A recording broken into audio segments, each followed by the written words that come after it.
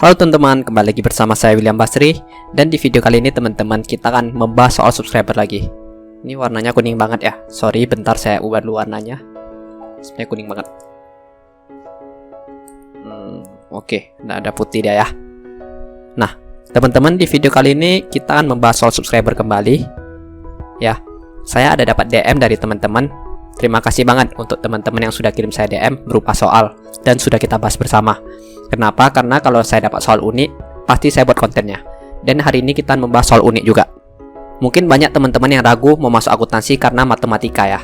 Dan di soal kali ini kita belajar terkait dengan logika matematika. Jadi ini soal akuntansi yang ada logika matematikanya. Jadi kenapa dibilang kalau belajar akuntansi juga belajar matematika? Ya karena kita butuh logikanya, bukan butuh rumusnya gitu ya. Dan butuh perhitungan yang lain pasti ya. Tapi logikanya itu yang penting.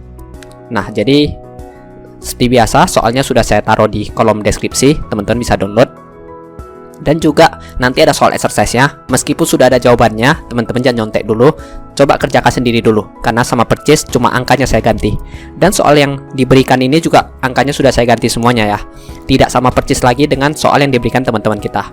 Kenapa saya ganti? Ya pastinya itu supaya jangan sama persis lah, nanti takutnya itu soal UTS atau soal UAS kan, malah ada jawabannya pula, kan nggak bagus gitu ya.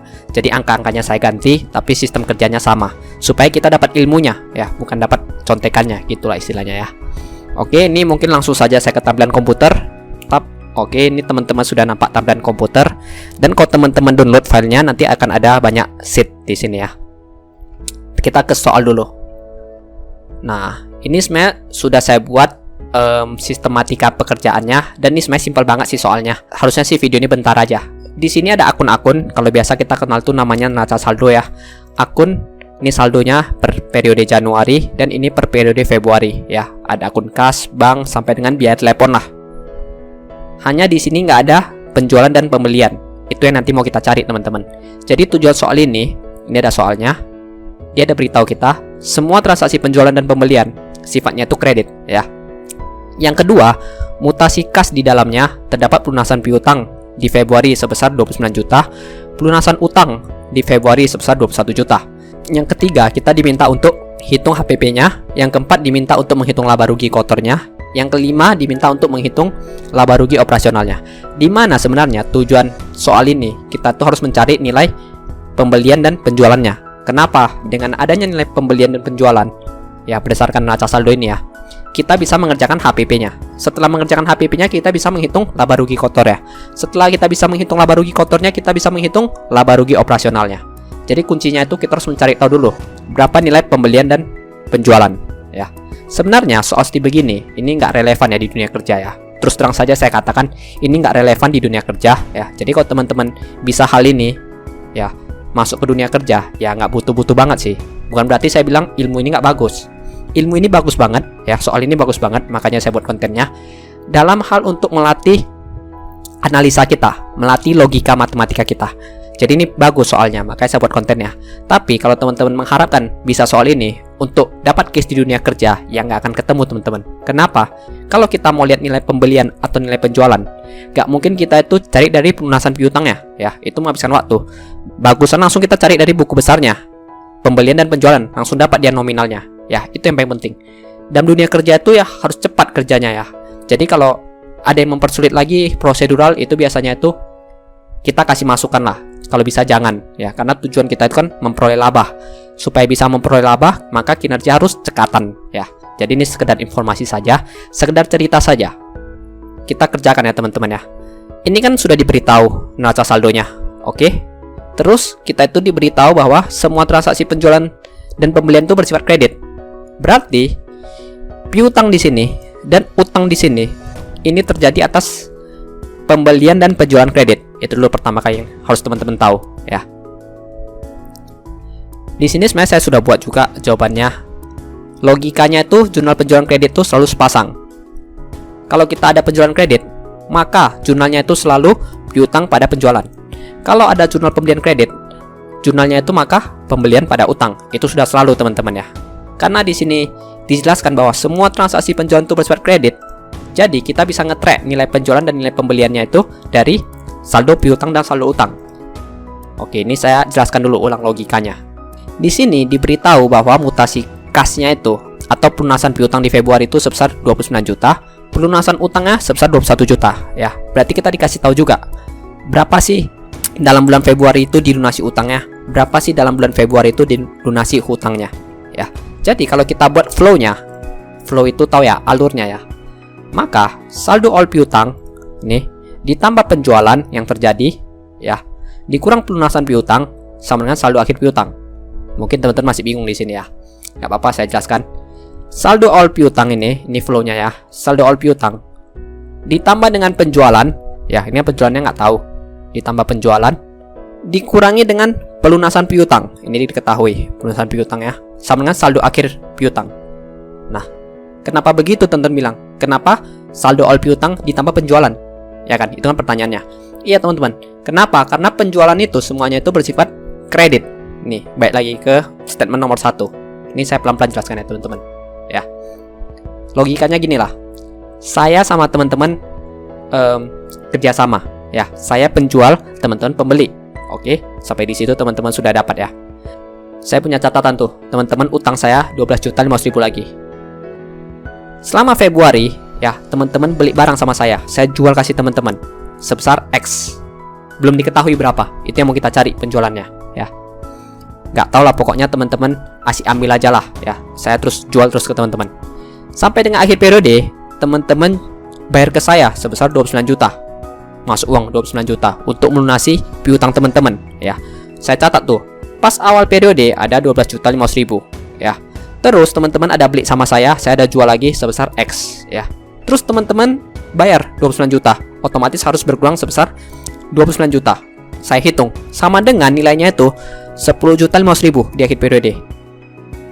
Nah, berarti logikanya itu adalah saldo awal ditambah penjualan kredit, karena semuanya bersifat kredit ya. Jadi penjualan dikurang pelunasan piutang ya, sama dengan saldo akhir. Di sini teman-teman flow-nya. Saldo awal tambah penjualan yang terjadi mengakibatkan tambahnya piutang dikurang pelunasan piutang yang terjadi sama dengan saldo akhir piutang. Atau saldo akhir piutang sama dengan saldo awal piutang ditambah penjualan dikurangi pelunasan piutang. Nah, itu hanya kita bolak-balik ya matematikanya ya. Ini saldo akhir piutang kita taruh di sini, terus sama dengan saldo all piutang ditambah penjualan dikurangi pelunasan piutang. Ya, cuma kita balik-balik saja. Ini apa namanya istilahnya? Aljabar ya. Ya, pokoknya cari X lah biasanya. Saya nggak tahu istilahnya di matematika. Udah lama nggak sekolah soalnya kan. Nah, flow hutang juga sama teman-teman. Saldo awal hutang ditambah pembelian yang terjadi mengakibatkan tambahnya hutang dikurang dengan pelunasan hutang yang terjadi sama dengan saldo akhir hutang. Ini tentu bisa lihat ya. Di sini sebenarnya saya sudah ada taruh pelunasan piutang sama penjualan tambah saldo awal piutang dikurang saldo akhir piutang. Tapi takutnya teman-teman bingung ya. Saya ulangi saja pakai rumus yang di atas ya biar seragam. Saldo akhir piutang sama dengan saldo awal piutang ditambah penjualan dikurang pelunasan piutang. Nah, di sini teman-teman, di sini ada logika matematikanya. Saldo akhir piutangnya berapa teman-teman? Teman-teman lihat saldo akhir piutangnya 10.500.000. Oke. Sama dengan saldo all piutangnya berapa teman-teman? 12.500.000. Oke. Ditambah penjualannya berapa teman-teman? Penjualannya. Nah, penjualannya kita nggak tahu ya. Sorry. Penjualannya kita nggak tahu. Kita X, kita buat X ya. Seperti di matematika, X dikurang pelunasan piutang. Berapa pelunasan piutangnya teman-teman? Yang diketahui. Nih, 29 juta ya. Diketahui soal. Nah, sudah sampai sini. Nah, setelah sampai sini, sisa kita buat persamaan matematikanya ya.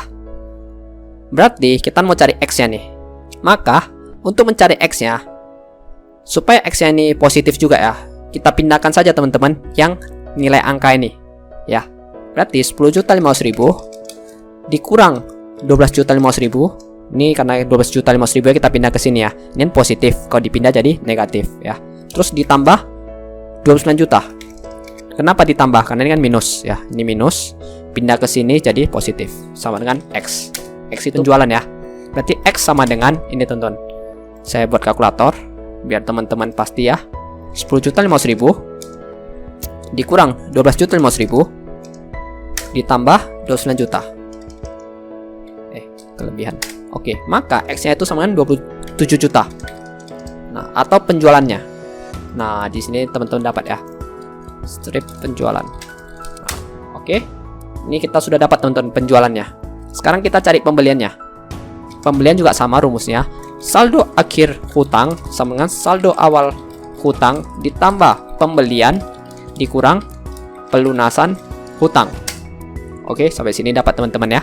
Saldo akhir hutangnya berapa? Kan diketahui nih. Nih, 6 juta ya di Februari. 6 juta sama dengan saldo awal hutangnya berapa? Nih teman-teman, 12 juta. Oke, ditambah pembelian belum diketahui. Kita buat Y ya. Dikurang pelunasan hutang. Berapa pelunasan hutangnya dari soal? Sebesar 21 juta. Nah, sisa kita kerjakan teman-teman. Seperti tadi supaya gampang kita pindahkan saja. Yang Y ini jangan kita ganggu. Nominal ini baru kita pindahkan supaya Y ini tetap positif dia ya. 6 juta dikurang 12 juta ya, ini kan positif, pindah jadi negatif ya. Yang minus jadi positif, tambah 21 juta sama dengan Y. Y sama dengan 6 kurang 12 juta minus 6 juta ditambah 21 juta. Jadi positif 15 juta atau sama dengan pembeliannya.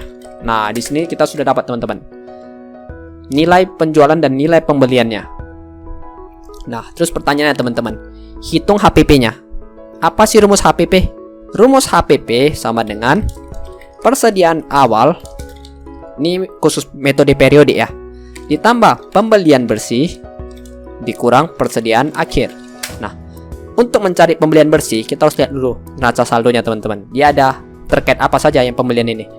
Ternyata di pembelian dia punya biaya transportasi pembelian, dia punya retur pembelian, dia punya potongan pembelian, di mana biaya transportasi pembelian ini akan menambah nilai pembelian ya.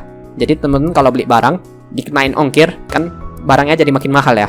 Harusnya kita beli 5.000, ongkir misalnya 1.000, jadi 6.000. Makanya dia itu kan menambah pembelian ya. Sedangkan kalau retur dan potongan, tentu itu akan mengurangi pembelian ya. Contoh nih, saya beli barang 5.000, dapat diskon 500. Jadi saya bayarnya cuma 4.500, mengurangi pembelian. Retur juga sama, saya belinya 5.000, 1.000-nya rusak. Maka itu mengurangi pembelian ya. Saya balikin dia gitu. Oke, langsung saja. Di sini berarti kita sudah tahu komponen pembelian ada beberapa. Kita buat persediaan awal ditambah dalam kurung pembelian, nilai pembeliannya ya, ditambah biaya apa istilahnya tadi, biaya transportasi pembelian barusan tutup kurung dikurang potongan pembelian ditambah retur pembelian. Oke, baru dikurang persediaan akhir. Oke, ini teman-teman ya. Persediaan awalnya berapa? Nih teman-teman, saya kasih warna 6 juta dan 4.500.000 persediaan akhir ya.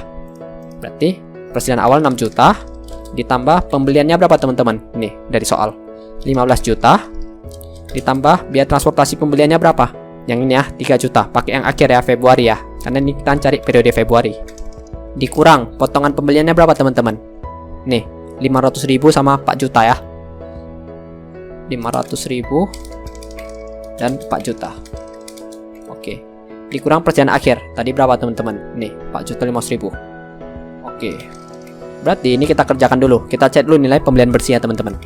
6 juta ditambah, ini kan 15 tambah 3 8 juta, dikurang 4.500.000. Berarti 18 juta dikurang 4.500.000. Berarti 13.500.000 teman-teman ya.